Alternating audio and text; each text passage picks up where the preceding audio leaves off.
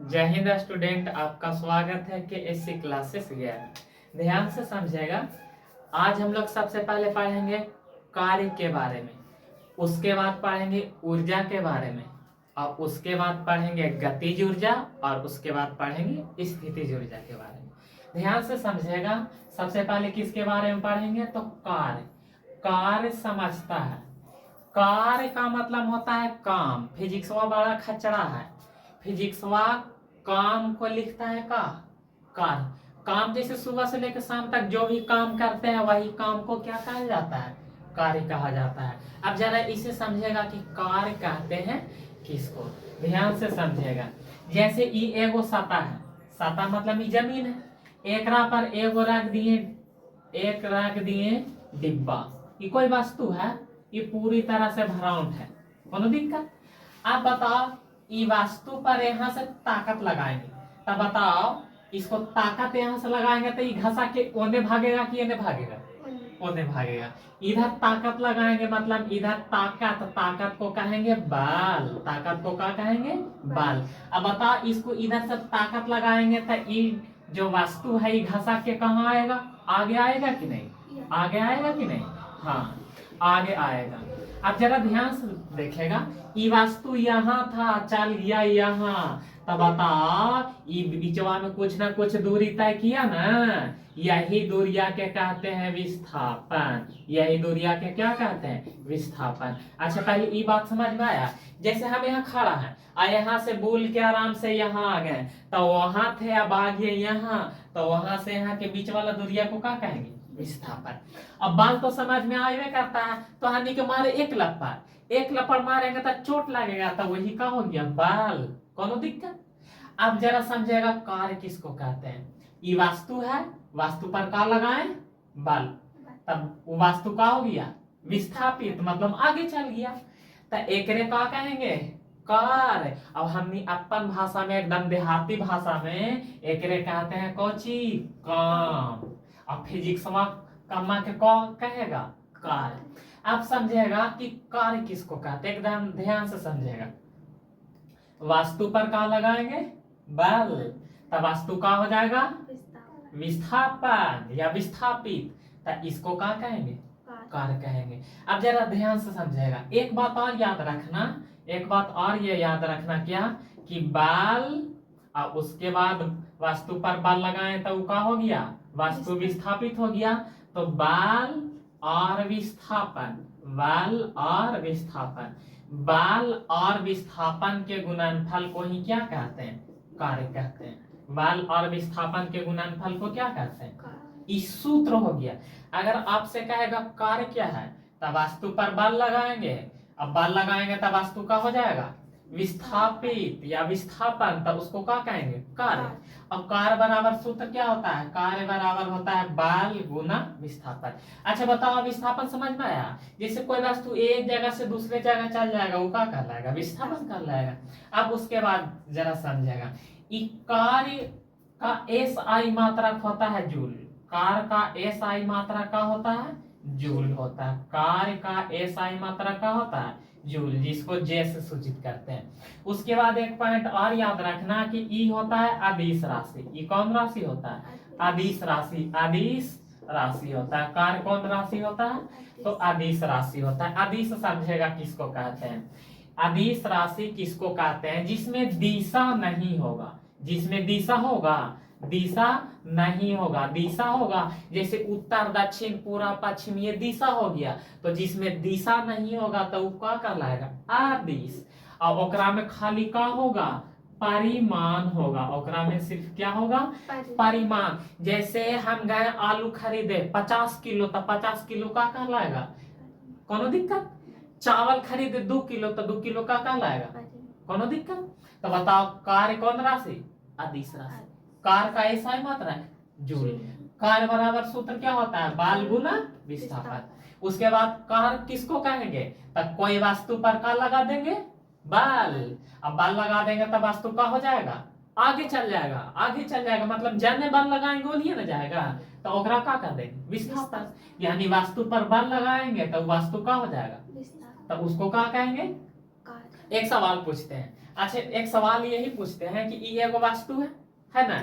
अब एक ताकत एने से लगाएंगे तो ई वास्तु ओने जाएगा कि एने आएगा, ओने जाएगा। मतलब कोई वास्तु पर बाल जानने के लगाएंगे वास्तु ओनिए जाएगा, यानी इसको का कह देंगे, कार्य। अच्छा कार्य तो क्लियर हुआ, इतना बात ही समझ में आया कि नहीं। कार्य किसको कहते हैं पूछ सकते हैं। कार्य का ऐसा ही मात्रक जूल। कार्य कौन राशि, सदिश की अदिश, अदिश। उसके बाद कार्य बराबर सूत्र का होगा, तो कार्य बराबर सूत्र होगा बल गुना विस्थापन। कोई कहेगा विस्थापन किसको कहेंगे तो उसको बताना। देखिए अभी हम यहाँ ही है, यहाँ से आगे लिए यहाँ, तो वहां से यहाँ के बीच वाला दूरिया के क्या कह देंगे, विस्थापन कह देंगे। अब हम लोग पढ़ेंगे ऊर्जा के बारे में। अब हम लोग किसके बारे में पढ़ेंगे, ऊर्जा के बारे में। इसको जरा ध्यान से समझेगा, ऊर्जा किसको कहते हैं, निश्चित है समझ में आ जाएगा। अब हम लोग पढ़ेंगे किसके बारे में, ऊर्जा के बारे में। अच्छा बताओ हम लोग काम करते हैं कि नहीं, तो याद रखना काम, काम को क्या लिखेंगे, कार्य। तो याद रखना कार्य करने की क्षमता, कार्य करने की क्षमता को क्या कह देंगे, ऊर्जा। अब समझेगा काम, जैसे बर्तन मैस रहे हैं तो क्या हो गया, काम। रसगुल्ला खा रहे हैं वो क्या हो गया, काम। लेकिन यहाँ पे एगो नया बात का है, क्षमता। जैसे हमारा क्षमता है 10 किलो उठावे के, 10 किलो वजन हम उठा सकते हैं, तो वो क्या लाएगा, हम 10 रसगुल्ला खा सकते हैं, तो वो मेरा क्या हो गया। तब खोपड़ी में एकदम सेट कर लो, काम करे की क्षमता को क्या कहते हैं, कार्य करने की क्षमता को क्या कहते हैं। बातें क्लियर हुआ, क्षमता समझ में आया। जैसे हम 5 पूरी खा सकते हैं, तो ये 5 पूरी का हो गया मेरा क्षमता। तो बताओ कार्य करने की क्षमता को क्या कहते हैं, ऊर्जा। अब यहाँ से भी पूछेगा का सबसे पहला पॉइंट यही बनता है कि इसका एसआई मात्रक क्या होता है। तो इसका भी एसआई मात्रक होगा जूल, इसका भी एसआई मात्रक का होगा जिसको जे से सूचित करें। उसके बाद इस ई कौन राशि होगा, तो आदिश राशि। आदिश अभी ना समझाएं, आदिश जेकरा में दिशा होगा कि ना होगा, नहीं।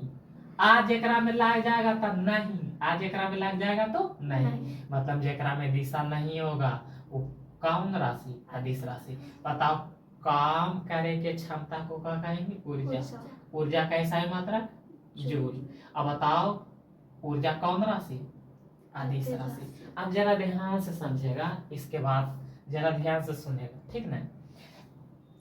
आगे बताएं, इतना बातें तो समझ में आया, इतना बातें समझ में आया कि नहीं। अच्छा बताओ हम लोग जो भी काम करते हैं, हम लोग जो भी काम करेंगे या कार्य करेंगे तब ओकरा से ऊर्जा मिलेगा। मतलब ओकरा से का प्राप्त होगा, ऊर्जा। ओकरा से का प्राप्त होगा, ऊर्जा। हम लोग जो भी काम करते हैं यानी कार्य से हमेशा का प्राप्त होगा, अब वो जो ऊर्जा मिलता है उसको कहते हैं यांत्रिक ऊर्जा। ऊर्जा को कौन ऊर्जा कहते हैं, यांत्रिक ऊर्जा। यांत्रिक ऊर्जा समझ में आया। कहाँ बोले कि हम लोग जो भी काम करेंगे तो वहां से काम मिलेगा, ऊर्जा। और वही ऊर्जा को क्या कहते हैं, यांत्रिक ऊर्जा। यांत्रिक ऊर्जा 2 तरह के होता है। यांत्रिक ऊर्जा के बाल बच्चा के गो, 2 दोनों समझ में आएगा। सबसे पहला का नाम है गतिज ऊर्जा। पहला का नाम क्या है, गतिज ऊर्जा। और उसके बाद दूसरा के नाम है स्थितिज ऊर्जा। दूसरा के नाम का है स्थितिज ऊर्जा। यानी यांत्रिक ऊर्जा कितने तरह के, तो 2 तरह के। पहला का नाम गतिज ऊर्जा और दूसरा का नाम स्थितिज ऊर्जा। और यहाँ से बहुत बड़ा फेमस सवाल है, बहुत पूछता है, कहेगा गतिज ऊर्जा और स्थितिज ऊर्जा दोनों मिलेगा तो क्या बनेगा, यांत्रिक ऊर्जा। क्योंकि यांत्रिक ऊर्जा के ना बाल बच्चा है गतिज ऊर्जा और स्थितिज ऊर्जा। तो गतिज ऊर्जा और स्थितिज ऊर्जा दोनों मिलेगा तो क्या बनेगा, यांत्रिक ऊर्जा। दोनों बारी बारी से समझाते हैं। देखो ई कहा गति, यहाँ बोल के देखो गतिज मतलब, गतिज मतलब कि वो हमेशा कौची में होगा, गति में होगा। जैसे हम दौड़ रहे हैं तो हम कौची में होंगे, गति में। हम मोटरसाइकिल चला रहे हैं तो क्या है, गति में। ई कहा स्थितिज, स्थितिज मतलब एकदम स्थिर, एकदम का स्थिर। स्थिर जैसे हम चुपचाप खड़ा हैं तो इसको क्या कहेंगे? हम सुतल हैं तो ये क्या कहलाएगा? इसको रख दिए तो बताइए मरकारवा क्या कहलाएगा? लेकिन ये मरकारवा ये ढाल रहा है तो ये क्या कहलाएगा? तो यहाँ से दोनों बातें याद रखना। गतिज ऊर्जा किसको कहते हैं? मतलब वो कौची में होगा? गति में। अब गति में रहेगा लेकिन ओकरा में एगो गुण होगा, वो काम करेगा। वो क्या करेगा? काम। कहो कैसे? जैसे हम मोटरसाइकिल चला रहे हैं तो हम कौची में? अब तू सामने आ गया तो तोरा क्या कर देंगे? ठोक देंगे। अब तोरा ठोकेंगे तो तू उड़िया जाएगा। तब बताओ हम काम किए कि नहीं? क्या काम किए? तुमको उड़ाने का काम किए। तो वो कौन ऊर्जा? बातें समझ में आया? हाँ, मतलब गतिज ऊर्जा मतलब हम गति में होंगे और गति में रहने के बाद हम काम भी करेंगे। काम क्या किए समझ में आया ना? अब जैसे एग्जांपल में बताते हैं, ध्यान से सुने। जैसे सबसे पहले चलता मोटर साइकिल, एक एग्जांपल तो बता दी, बताए ना भी। उसके बाद दूसरा पहाड़ी पर से गिरता पानी। पहाड़ पर से गिरता पानी। पहाड़ पर से गिरता पानी। अच्छा बताओ, पहाड़ी पर से पानी गिरता है तो बताओ अगर सामने हम जाके नहाते हैं तो चोट लगता है कि नहीं? तो वो काम कर रहा है कि नहीं? काम कर रहा है ना, तो वो कौन कहलाएगा? गतिज ऊर्जा। समझ में आया? समझ में आया कि नहीं? कहा बताएं कि गतिज ऊर्जा में वो वस्तु कौची में होगा? और गति में कराने के साथ ओकरा में एगो गुण होगा, वो क्या करेगा? काम। और जैसे एग्जांपल बताएं, चलता मोटरसाइकिल लेकर सामने कोई आ जाएगा तो काम करेगा, उसको उड़ा ही देगा। दूसरा पहाड़ी पर से पानी गिर रहा है तो ओकर सामने हम जाके खड़ा होंगे तो हमने के चोट लगेगा। तो काम कर रहा है ना हमने के मारे के, कोनो दिक्कत नहीं होना चाहिए। अब सुनेगा, गतिज ऊर्जा को इंग्लिशवा में कहते हैं काइनेटिक एनर्जी। इसको इंग्लिशवा में क्या कहते हैं? Kinetic energy. मतलब एकरा सूचित करते हैं के ई से। काइनेटिक एनर्जी मतलब एकरा सूचित करेंगे कौची से? के ई से। तब के से हो जाएगा काइनेटिक। काइनेटिक मतलब गतिज और ई मतलब एनर्जी। एनर्जी मतलब ऊर्जा। और इसका सूत्र होता है 1/2 mv²। 1/2 mv²। मतलब गतिज ऊर्जा बराबर सूत्र का हो गया 1/2 mv²। जहां के ई का मतलब हो जाएगा गतिज ऊर्जा, एम का मतलब हो जाएगा द्रव्यमान। एम का मतलब क्या हो जाएगा? द्रव्यमान। और द्रव्यमान और भी का मतलब क्या हो जाएगा? वेग। अब दोनों समझा देते हैं। ये बताओ, मार्कर छोटा छोटा टुकड़ा से मिलके बना होगा तन्नी गोगो प्लास्टिक से, तो वो क्या कहलाएगा? द्रव्यमान। जिससे तो हानिया की पीस कर देंगे तो एक पीसवा क्या कहलाएगा? द्रव्यमान। अब वेग किसको कहते हैं? जैसे हम जो स्पीड से चल रहे हैं तो वो क्या कहलाएगा? वेग। मोटरसाइकिल जो स्पीड से चला रहा है तो वो क्या कहलाएगा? वेग। बातें समझ में आया? गतिज ऊर्जा बताओ रुकल होगा कि गति में होगा? गति में। उसके बाद वो काम करेगा। तो काम करेगा तो उसमें एग्जांपल बताएं का चलता हुआ मोटर कार किसका एग्जांपल है? और उसके बाद पहाड़ी पर से गिरता पानी किसका एग्जांपल है? एक एग्जांपल लेते हैं, बताना ई वाला होगा कि गतिज ऊर्जा होगा कि स्थितिज ऊर्जा। कोई लड़का वृत्त पर गोले गोले दौड़ रहा है तो उसमें कौन ऊर्जा होगा? गतिज ऊर्जा। यहाँ तक बातें समझ में आया? अब जरा ध्यान से सुनेगा, यहाँ से एक पॉइंट बनता है। पॉइंट का बनता है, ध्यान से समझेगा। ई एगो वस्तु है और ई एगो दूसरा वस्तु है। मतलब ई दोनों वस्तु है, ई दोनों वस्तु है। अब दोनों का है गति में है। दोनों का है गति में। मतलब गति में है तो ओकरा में कौन ऊर्जा होगा? स्थितिज ऊर्जा। स्थितिज की गतिज नहीं, गति में है तो ओकरा में कौन ऊर्जा होगा? गतिज ऊर्जा। मतलब ई भी गतिज ऊर्जा में है और ई भी गतिज ऊर्जा में, जिसको इंग्लिश में क्या कहते हैं? Kinetic energy. अब दोनों के गतिज ऊर्जा का बराबर है। तब बताओ किसका संवेग ज्यादा होगा? किसका संवेग ज्यादा होगा? अच्छा पहले ई बताओ, ई है बड़ा तो एकरा में भी द्रव्यमान होगा? द्रव्यमान होगा कि नहीं? और उसके बाद ई है छोटा, देखे में छोटा लग रहा है ना, तो इसमें भी क्या होगा? द्रव्यमान होगा। द्रव्यमान समझ में आता है? जैसे आटा सानता है ना तो आटा के सब छोटका छोटका धुरिया का कहलाए? द्रव्यमान कहलाए। अच्छा ई बड़ा है, एकरा मतलब एकरा में द्रव्यमान ज्यादा होगा, ई भारी होगा, एकरा में द्रव्यमान ज्यादा, तिरिया के साइन पर दे दी। ई छोटा मतलब हल्का होगा, मतलब एकरा में द्रव्यमान का होगा? कम होगा। ये तो समझने वाली बात है। तो यहाँ से एक बात याद रखना कि दो वस्तु है, दोनों के गतिज ऊर्जा का बराबर। तब जब उस कंडीशन में जिसका द्रव्यमान कम होगा उसका संवेग का होगा अधिक होगा, उल्टा ना। तो बताओ एक संवेग का होगा अधिक, गलत। एक द्रव्यमान ज्यादा है तो एक संवेग का होगा उल्टा ना होगा, का होगा कम। देखो ना ध्यान से, ये दोनों वस्तु है, दोनों वस्तु के गतिज ऊर्जा का बराबर। जिसका द्रव्यमान कम होगा उसका संवेग ज्यादा, और जिसका द्रव्यमान ज्यादा उसका संवेग कम। क्लियर हुआ? उल्टा, उल्टा मतलब जो बड़ा होगा ज्यादा होगा तो दूसरा का कम होगा।